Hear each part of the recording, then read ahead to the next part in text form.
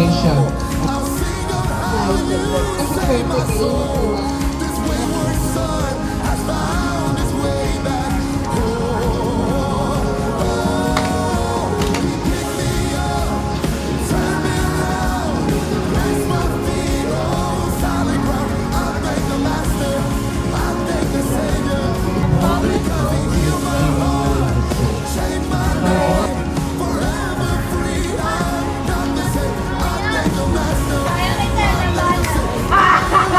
Ikaw! Ikaw ang makakatalo sa akin! Payat-payat mo ka ng lig-lig ko! Paano mo ako matatalo? Ano dyan sa tingin mo? Dapat matalo mo ako, ha? Dahil kasama ko si Lord. Yan na naman ikaw yung mga paniniwala niyo hindi totoo! Hindi totoo yung Diyos niyo!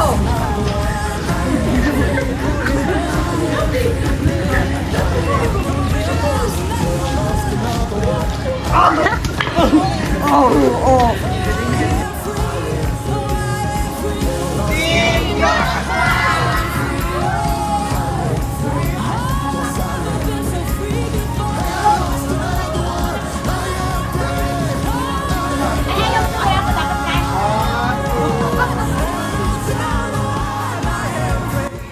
Ano po yun? Kasi ba Christian?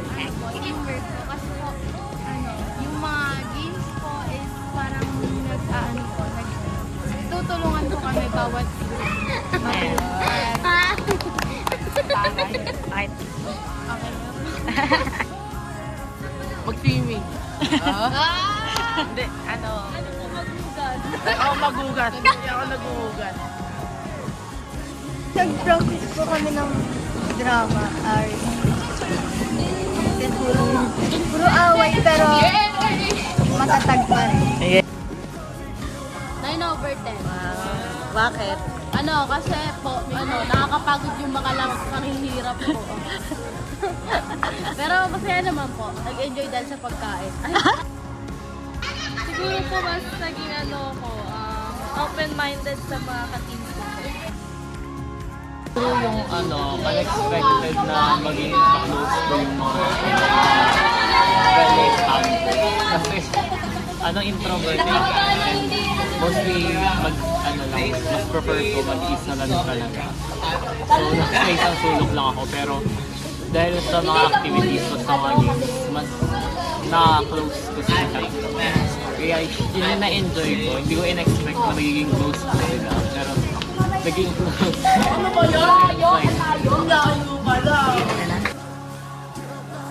Pagtingin ko lahat, since medyo shy type ako, kaya lahat po unexpected.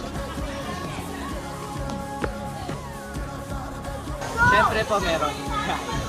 So, for me, yes po kasi number one thing that I realized being a leader,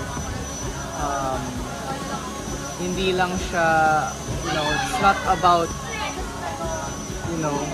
just, you lead the people, pero it's about sacrificing oneself, you have to sacrifice yourself, you have to, put yourself in the front so that others can walk. Sabi nga may kasabihan, di ba?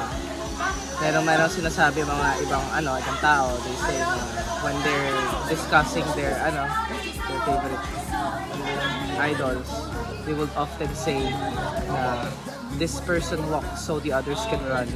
So leading is like that. You walk so that your members can run. Yeah, bye-bye. You can do it again.